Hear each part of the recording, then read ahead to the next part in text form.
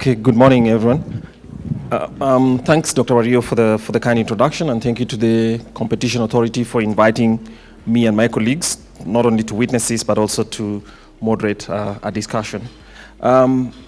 So our next discussion is, I think the momentous thing in the globe right now is obviously everybody knows there are very few countries that have survived or have been exempt from the huge drive in inflation. And of course, the cost of living is rising as partly connected with that, but also from trends that have been moving over for the last 1 year. And we ask ourselves, what's the space of competition in that? And so our next panel and the presentation will just basically be asking ourselves, sitting within Kenya, how to situate the place of competition. And of course, we've heard in the previous session that we tend to ask of competition authorities to solve every problem, from employment to security, to food security. But I think it's an appropriate one to ask for competition, to ask this question to ask this question of competition, because there are few truths, or rather, there are many things that are debated, but the fundamental theorems of economics starts with the biggest one, which states that competitive markets deliver the greatest welfare for society. Given a Pareto efficiency. So for that reason, I think competitive markets, in my view, should be the default. And that's what makes competition authorities particularly important in any political economy context. So we are privileged to have three panelists and one presentation. And I think, to be fair to them, I'll invite the main presenter to make the presentation, and the panelists will retain their seats because we only have one screen so that they can look at the presentation. And then after that, I'll call them to the stage to make their interventions. Well, thanks a lot for the introduction, and good morning to all of you. Let me spend really 30 seconds to say that it's a real pleasure and an honor to be here. It's my first time in Nairobi, and I'm very happy that I was invited to celebrate the tenure of Director General Kariuki, and of course of the whole competition authority. I don't know, Francis, if you were a captain of a small vessel when you started, but certainly you retire as an admiral of a warship because you've done great things over the last 10 years.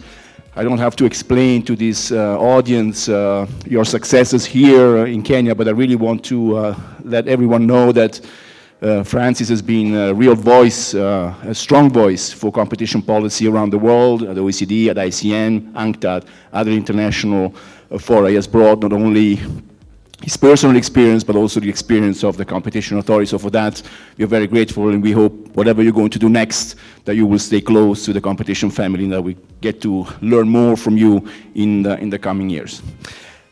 As Kwame said, I was asked to offer a few observations, some comments on the role of competition policy in times of inflation. And as you all know, after years of appearing low and stable, in many countries inflation is now on the rise across the world.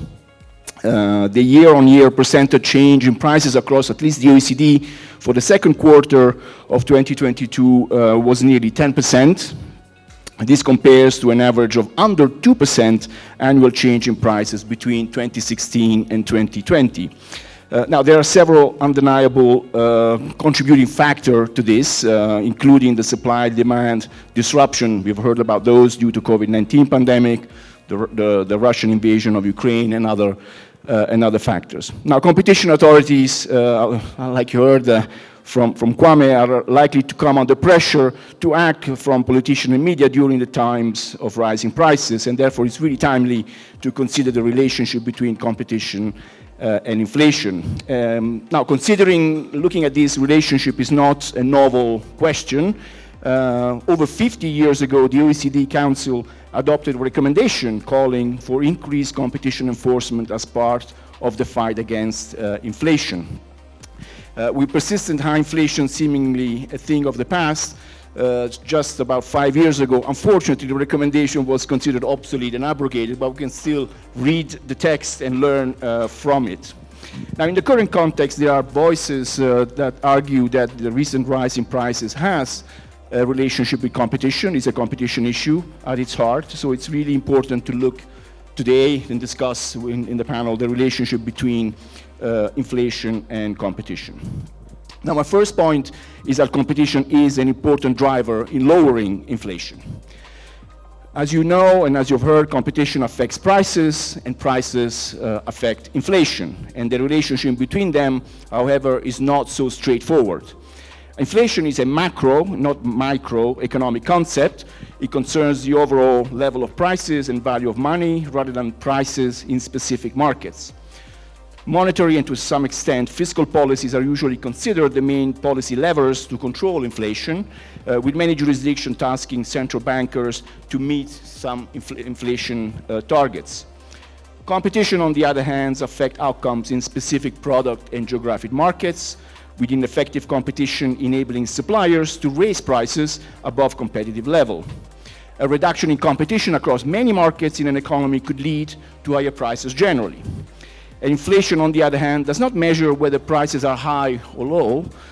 Instead, it typically measures the annual percentage change in the average price level of an economy. That means that high but stable prices mean low inflation. And conversely, competitive prices with regular supply shock could lead to inflationary trends and to high inflation. So how do we, the two concepts are related. So I think that it's worth distinguishing two separate mechanisms through which competition can affect inflation. First, a reduction in competition across the economy over time could lead to many price rises, together becoming inflation. Second, when competition affects the functioning of markets, and I think Kwame said that already, this contributes to higher or lower inflation. Now, the importance of distinguishing between these 2 points is to highlight that even if the current inflationary period is not the result of competition issues, it does not mean that ensuring competitive economy is not important to control inflation over the longer term. Competition may be a necessary but not a sufficient condition for a stable inflationary environment. Now, in considering the relationship between competition and inflation, it is important to remember the dynamics of inflation are complex. And so inflation is on the rise, so it's worth considering what role competition can play in contributing to lowering inflation. Now, while there is some evidence that competition may be decreasing overall on global level, this is in itself not the primary cause of the current inflation, at least not directly. There have been a number of studies pointing to the declining of competition intensity around the world in different markets, but these trends have been unfolding for decades. So it seems implausible that competition has suddenly hit a critical point across so many different markets to drive the inflation on its own. However, competition may have had some minor role in exacerbating inflationary pressure, with some recent research suggesting that reduction in competition could be responsible for higher rates of cost pass-through and corporate profits, exacerbating some of the inflationary pressures. There seems to be at least an argument that inflation might be somewhat lower if markets were more competitive. But whether these effects would be significant and how much more competitive they would need to be to make a difference, that is, of course, very difficult to say.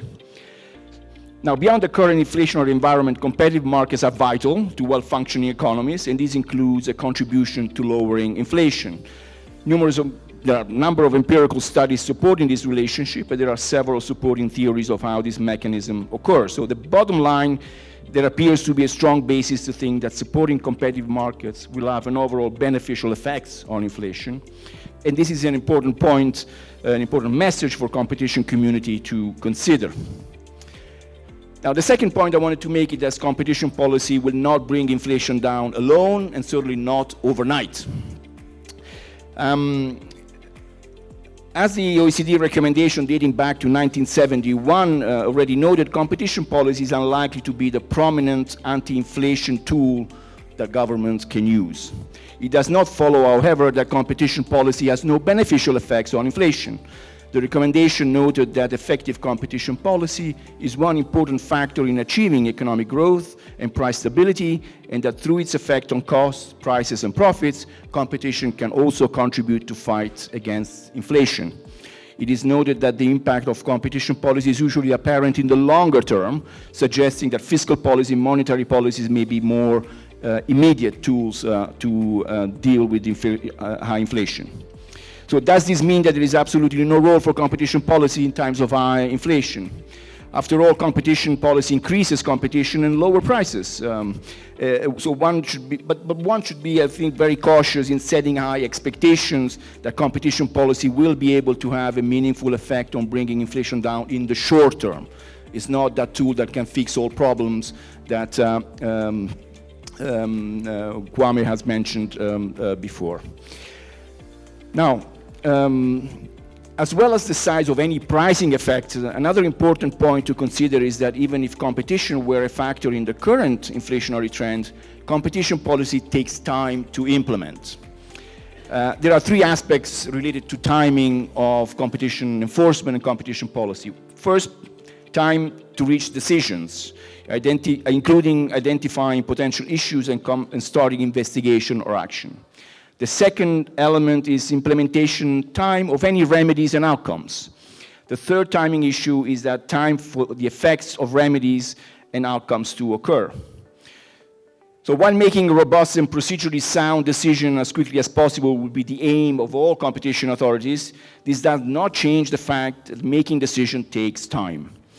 Just to give you an example, in a recent study that we did looking at trends around the world, we suggested that the average duration of an international cartel investigation is 2.8 years. So just to investigate a large cross-border cartel takes 2 to 3 years in the best case scenario. Now, taken together, this suggests caution in considering the potential role of competition policy as a short-term anti-inflationary tool due to the speed and impact of any action. But so what can be done? What can competition authorities do? I think if you ask the question to a lot of enforcers, and there are a number in this room, so maybe they can give us their thoughts later, I think that many authorities and policymakers will likely question the need for any changes in the face of high inflation. In general, changes that competition authorities might wish to make to their approach are likely to be minor by nature. They can consider reaction to the times rather than changes in approach, and certainly long-term priorities should not be abandoned. The main benefits of competition policy in bringing down inflation is through the promotion of competition generally over the longer term, and drastic change is therefore unlikely to be necessary. And in this respect, competition policy should be considered as a long-term inflationary tool, even when conducted in as a business-as-usual capacity. That said, in time of high inflation, when contemplating complex decisions between prioritization of different actions, competition authorities should consider some increased preference for intervention in certain areas. I mentioned a few that I think might be interesting to look at. They should look at sectors that have a large effect on inflation, or where prices reduction would have a meaningful impact on bringing inflation down. So focus on those sectors rather than other sectors in the economy. Focus on sectors with spillover effects, such that increased competition would have effects downstream as well. What are these sectors? Some examples: finance, insurance, and business services, energy, basic manufacturing, transport. These are sectors that serves downstream sectors, so if you make them more competitive, that will have a ripple effect on other sectors. Focus on conduct that, if prevented, would impact sooner rather than later on price, to try and play with this issue of time. For example, they could consider conduct related to price as opposed to focusing on other dimensions of competition, because looking at such conduct is more likely to have a pricing effect, a direct pricing effect. Finally, looking at sectors that may provide particular benefit to consumers if price could be reduced. For example, even if looking at relatively small industrial sectors, which are nonetheless contribute significantly to the cost of living for vulnerable consumers. Now, there may be a risk, particular risk for competition that competition authorities should be wary of during times of inflation, and these may also contribute to the mix of prioritization strategies that they may put in place during times of high inflation. In an inflationary environment, it is likely that both business and consumers will expect price to increase. That's the expectation during inflationary times. This mutual understanding could provide an increased risk of coordinated actions between firms, even without the need to engage in a traditional cartel conduct. Of course, a desire to coordinate and communicate could lead to open and illegal discussion and agreements on prices, of course, explicit collusion. But for example, there is also a risk that in the, industry associations, trade associations could play a role in facilitating the condition for collusive behavior. Now, these organizations have, on the one hand, the potential to play an important and positive role in the context of rising cost pressure, and may be needed more than in other times. However, there is also the potential for exchange of information, sensitive information, that can facilitate alignment of prices and price increases. Further, and potentially of highest concern during times of inflation, firms may seek to use public announcements to signal their desire to increase prices, and use this to find mutual understanding with competitors. So I think in inflationary times, there may be particular desire by firms to communicate pricing with consumers. It is important that authorities are able to distinguish between genuine public announcements and those made with the intentions of forming collusive outcome.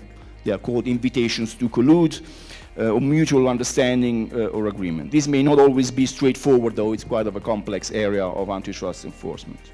Another issue to consider is how inflation affects consumers, not just suppliers, but also consumers. And prices that change regularly require consumers to frequently access pricing information to make informed pricing decisions. Now, obtaining pricing information is likely to be costly for consumers, and these search costs will lead consumers to consumers having lower quality information on prices. There may also be reasons that they do not choose to engage in those costs if they perceive that limited value in doing so. For example, if they have a general perception that all prices are rising and therefore limited gains are made from switching from one supplier to the other. So if consumers are less aware of prices, this will reduce the incentive of firms to reduce prices. Why? This is because reducing prices has two opposite effects. First, a reduction in per unit profits due to the lower price, and secondly, higher profits due to more sales as consumers switch to the now lower priced product. For firms that have the incentives to lower price, the second effect, so the switching of consumers, is needed to outweigh the first. This is less likely to happen when consumers are less well informed about prices, which might be the case in inflationary times for the reasons I mentioned before. So, message to authorities: they may consider how consumer search costs could be eased in high inflation environments.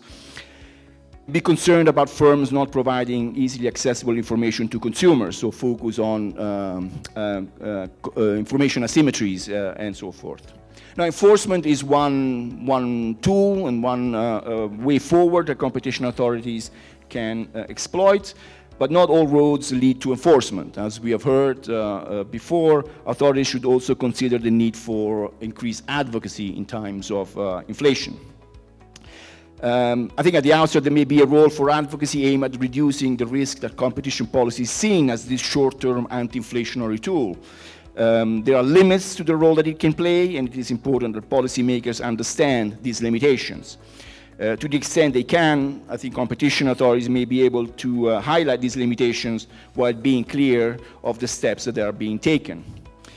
Attention may turn to competition authorities during periods of high inflation, and while a lot of this attention will be to put pressure on the authority to act, to intervene with competition in the spotlight, it also provides a potential opportunity for the authority to advocate for the importance of competition in a modern economy.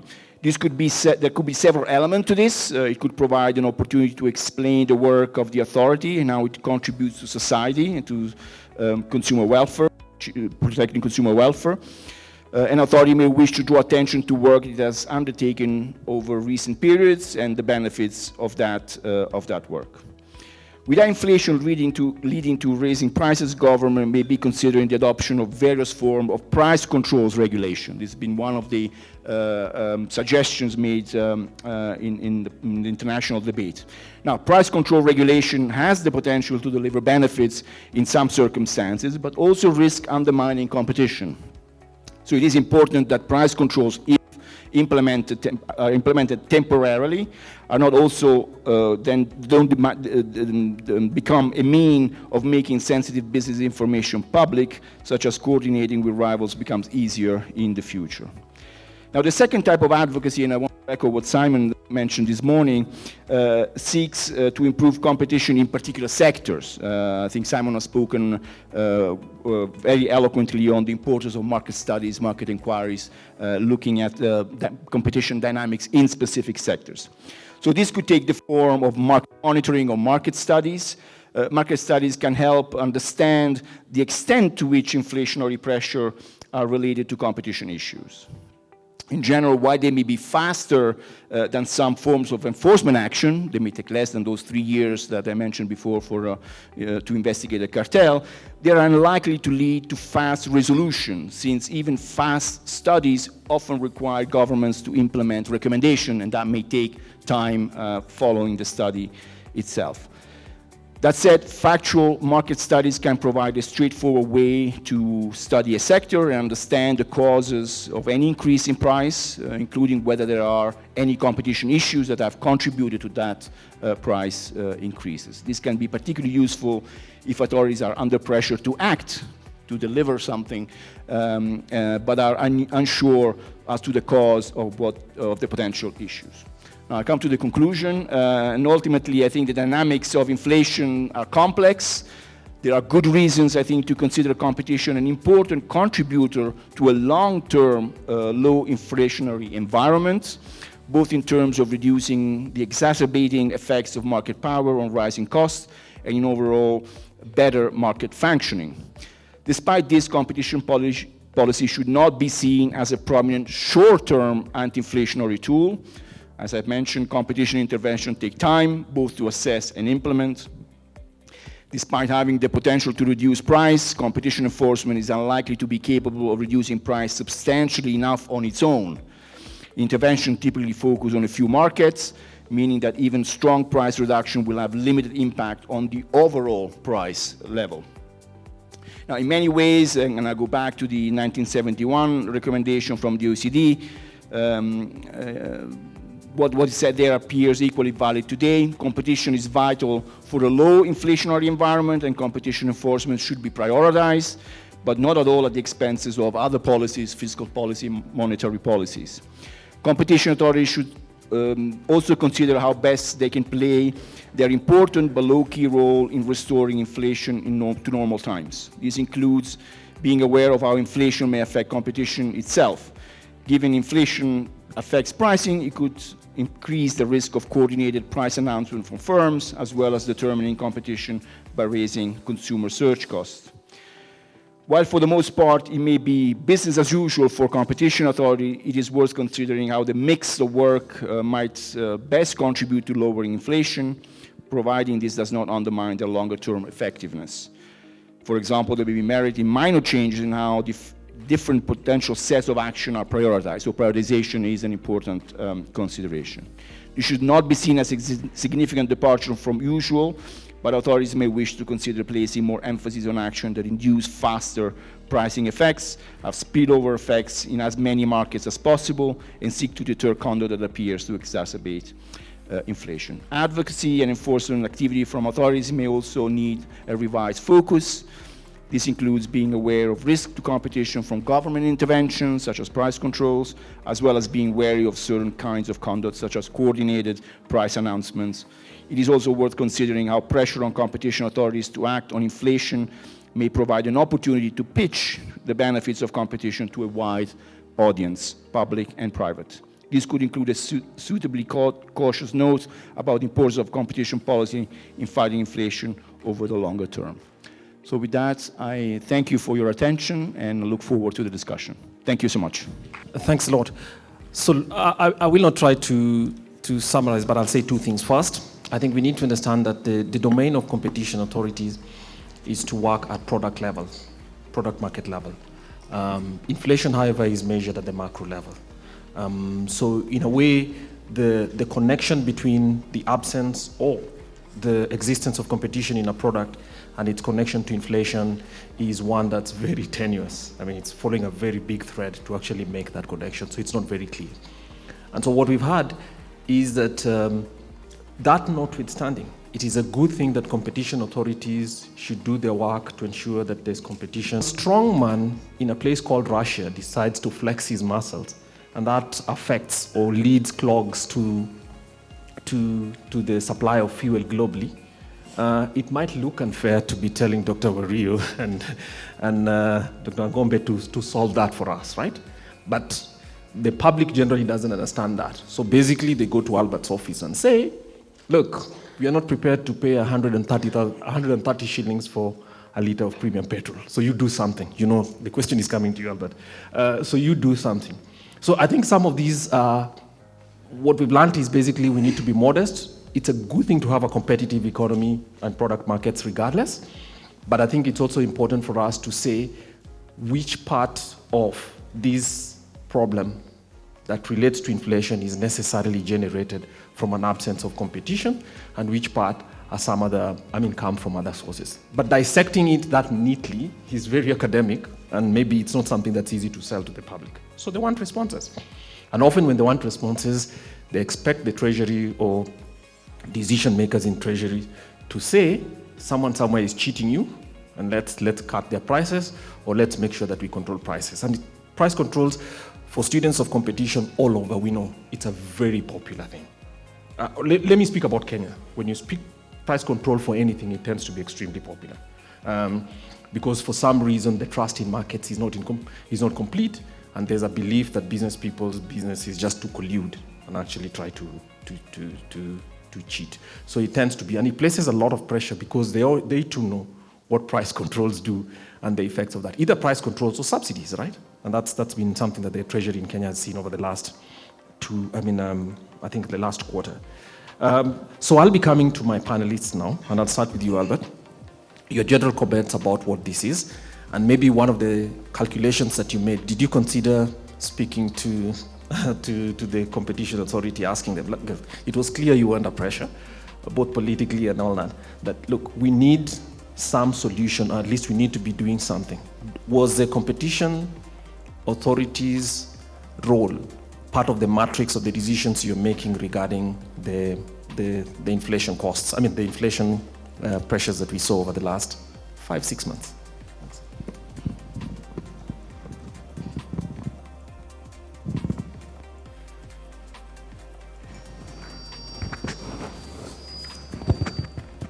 Is it okay? Good. I think, and before I even come to your question, I want to also recognize and appreciate the work that has been done by OECD, the opportunity to look at what you have published, and I cannot agree more on most of it. And I think what I will do is, by way of also giving our experience and areas that I have seen we could have done better. First of all, I want to agree that whereas there is a close relationship between competition and the level of the prices, I think on inflation it's a very big field, and as you say, is because on one hand inflation is looked at the macro level. Competition authority may not effectively be in all the sectors that would contribute to growth. But there is a point the paper makes, which I agree with, that, and I will, as I answer this, then I will come to your question, Kwame. I think the competition authorities can prioritize. And one way would be, as a government, we have a responsibility to protect the vulnerable members of our community. The CPI in the consumer price index, or the inflation, the basket of goods that we use to compute, can tell us something about where can we seek to protect and have higher gains. And as you say, Kwame, food is on the top of the agenda. The second one is the energy sector. But there is, and we should see the linkages in this and why we should take care and prioritize. If you look at, for example, maize and the way we handled it, maize potentially could generate gains. But we need to be able to look at how does the industry, how do the grains, the grain handlers, those in that sector, how are they operating? Are they operating in a manner that the sector has been competitive? I think it's an area that we may want to look into and learn from the business. Why is it that government intervened and we did not get the results that with the consumer benefit? Who benefited from this?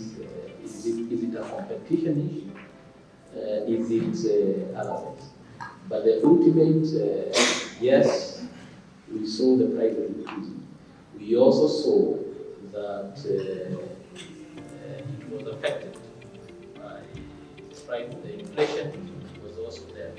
But how we interpret, was it really an area that competition and I think it's both. I think competition also value, but maybe also looking at this sector more long-term perspective.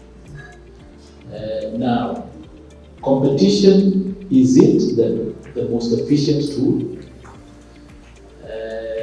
dealing with inflation? And I think there are better tools. And I want to agree with the OECD paper. If you look at first of all, competition is a very legalistic process. So you have courts, you have tribunals. By the time you have an action, I think you cannot compare that instrument to the instruments you have on the monetary policy side and on the fiscal side. I think on the fiscal and instant results. Now, in terms of coming to the question about did we engage or involve, for example, the fuel. In the fuel, there has been heavy government involvement in the form of fuel subsidies. But what has is that you create a problem on the fiscal side by digging a big hole. You lose control of other parameters on the fiscal side, including high debts. But that process, again, if you ask yourself, has it been very effective? I think there are governance issues. For example, when you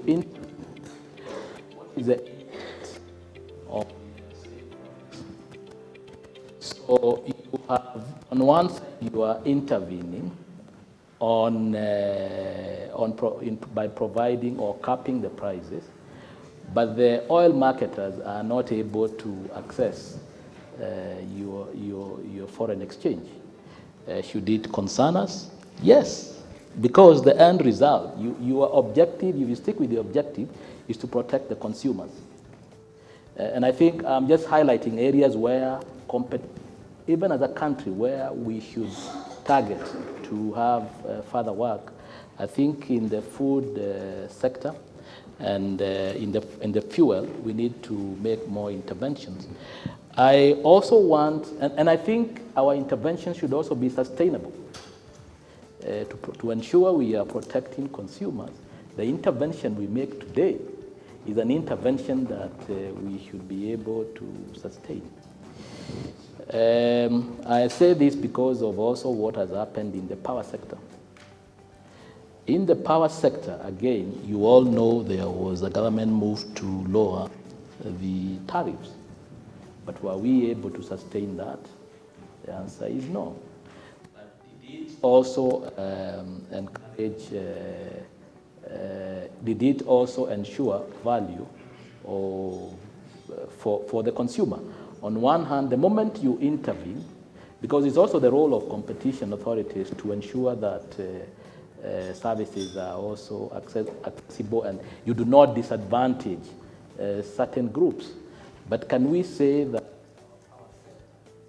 has developed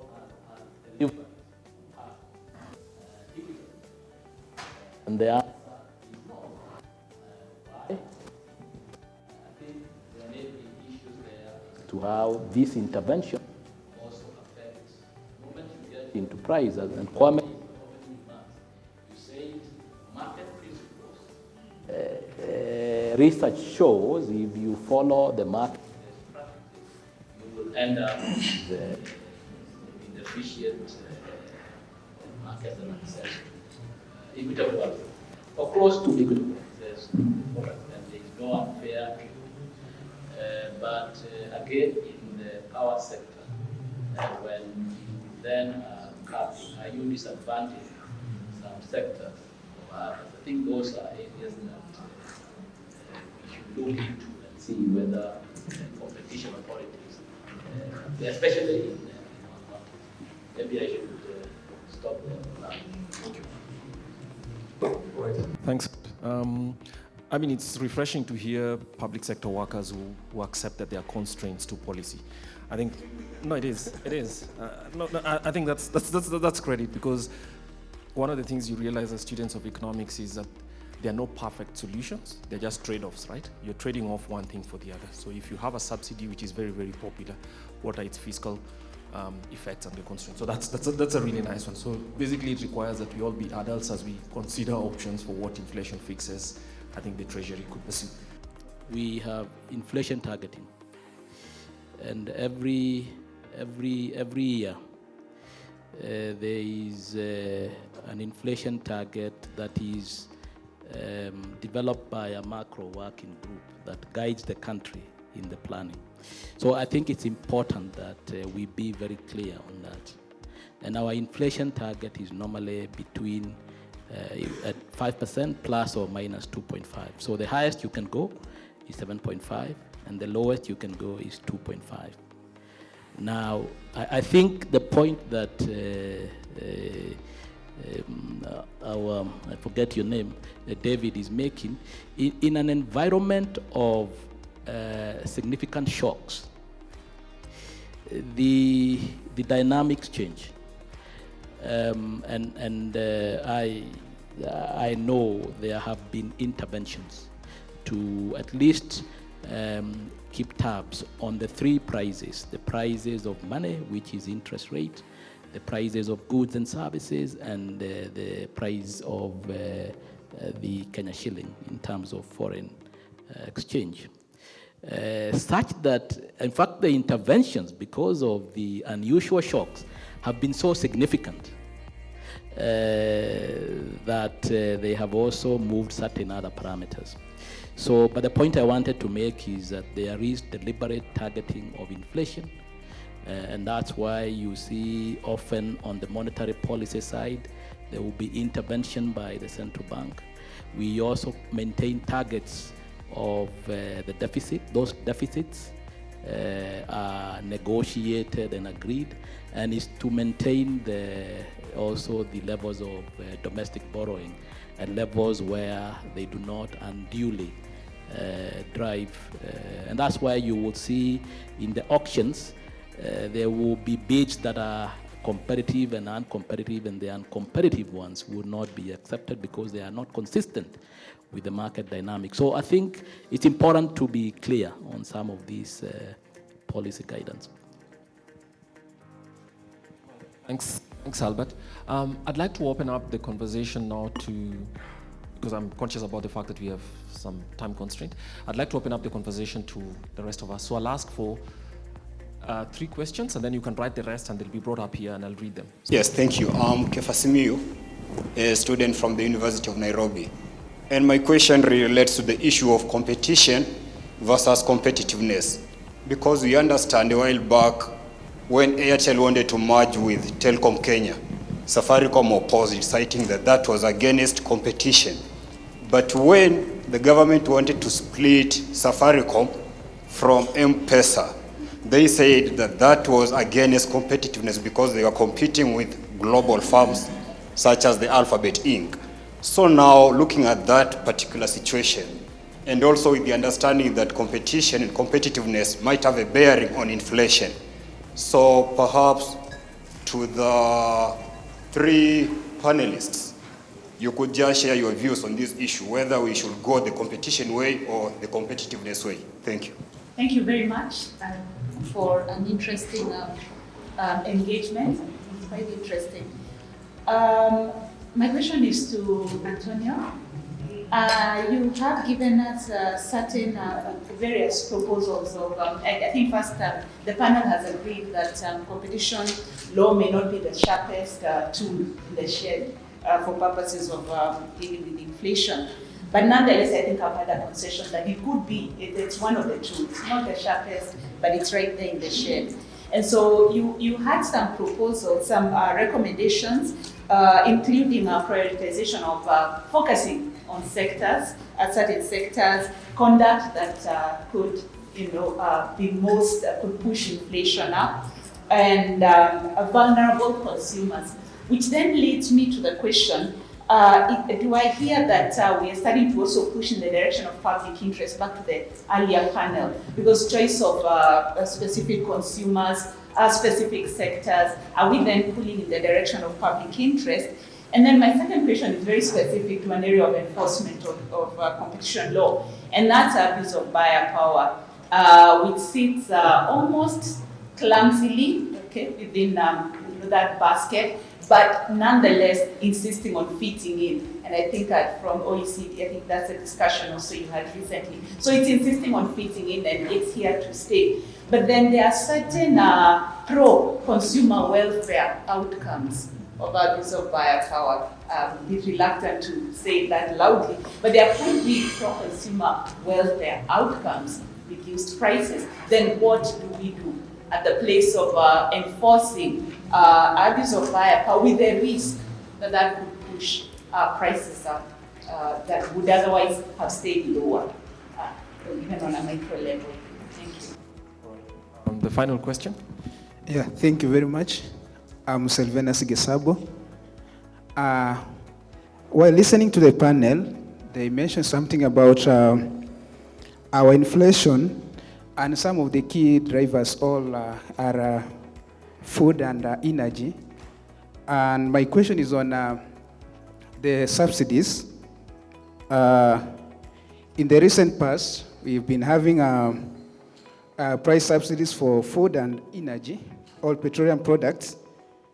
And as from the CAK point of view, these things are sustainable. We believe these things are not sustainable, and they are aimed at protecting the consumer. To the panelists, should the government adopt these mechanisms of price subsidies all as a measure to protect the consumers, or there is another way that we can adopt as a nation to ensure that we have stability in food and petroleum products? Thank you. Maybe I take the questions that were addressed to me specifically, and maybe leave the others to comment on the others. This question about the relationship between competition policy, competition enforcement, and other policy objectives, including contributing to lowering inflation. We've seen, many discussion at the OECD, and there was echoes of that, I think, in the previous panel, like competition authorities cannot afford to remain in their ivory tower, isolated from the rest of government agenda, protecting one and only policy objective, efficiencies, consumer welfare in a narrow sense.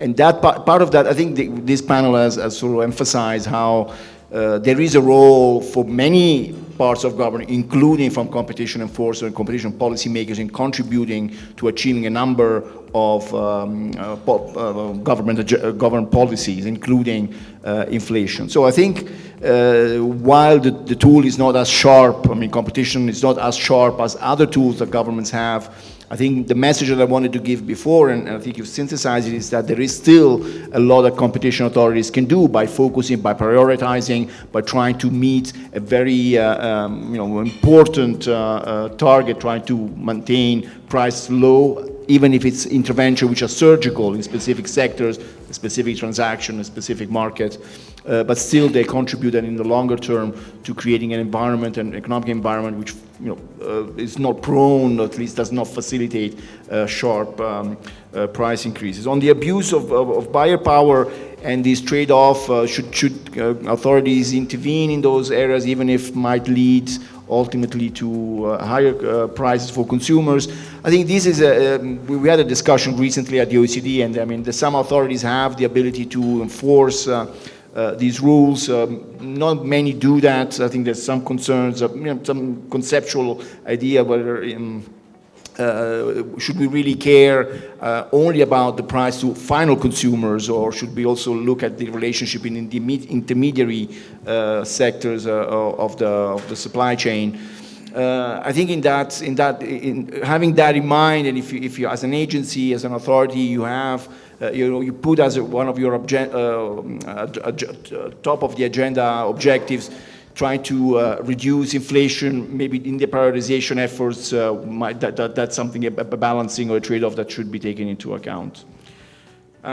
Maybe just a quick comment on the competition competitiveness, which reminded me of also listening to the discussion about the international dimension, which we haven't really discussed. I mean, the problem is global, as in certainly international. Responses tend to be national because monetary policies and fiscal policies, competition policies tend to be national.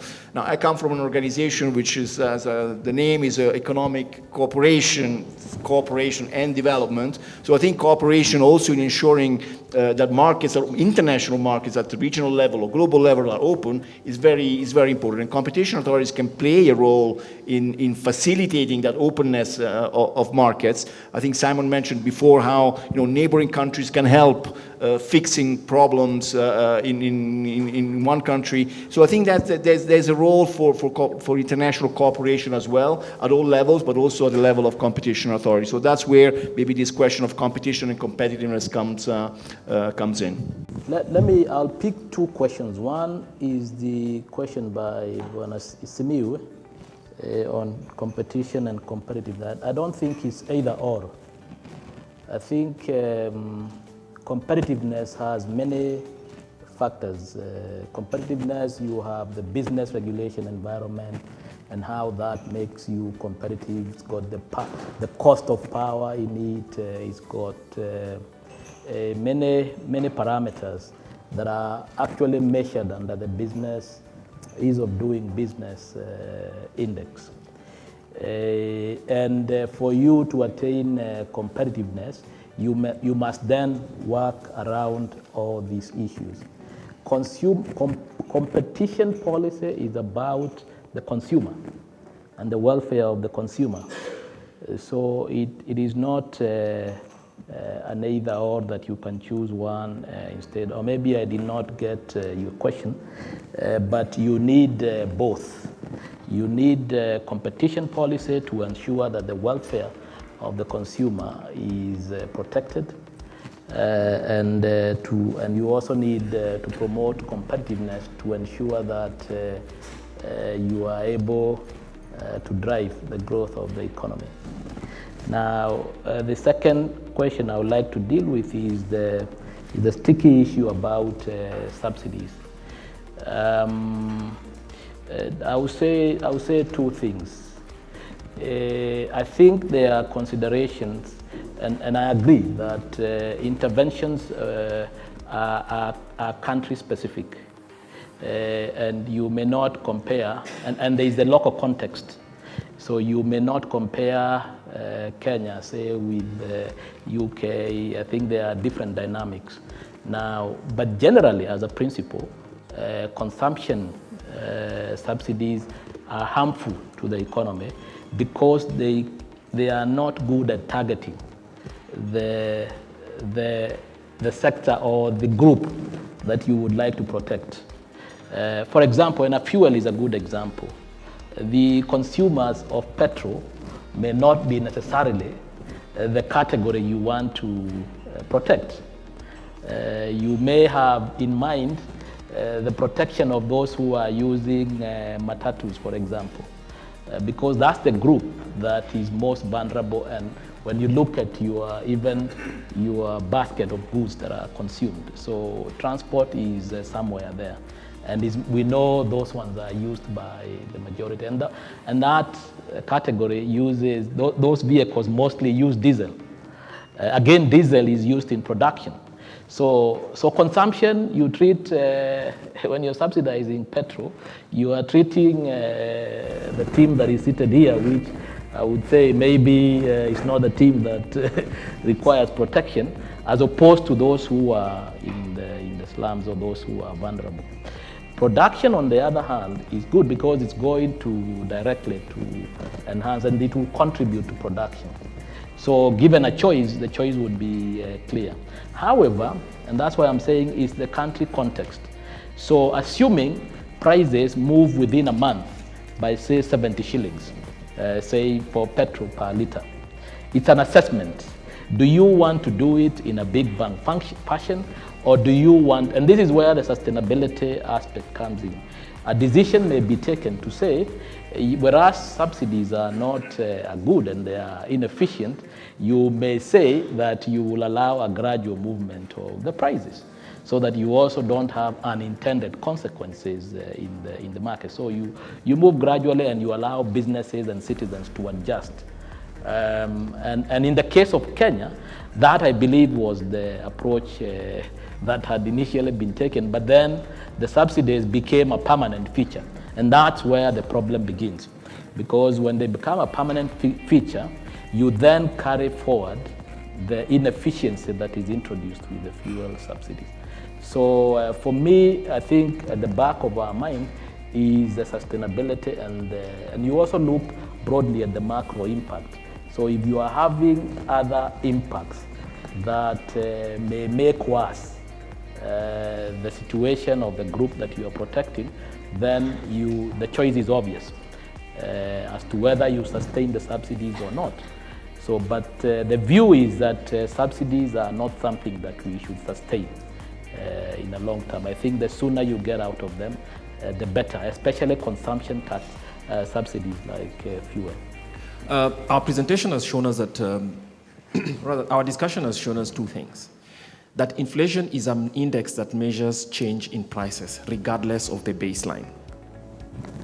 I think if we have one piece of assignment to inform the public is how inflation is measured, so that people understand basically that a change, you can actually have a change in prices, modest or big, but if the baseline is low, then obviously, okay, for cost of living, it's still essential, but I think that distinction is important.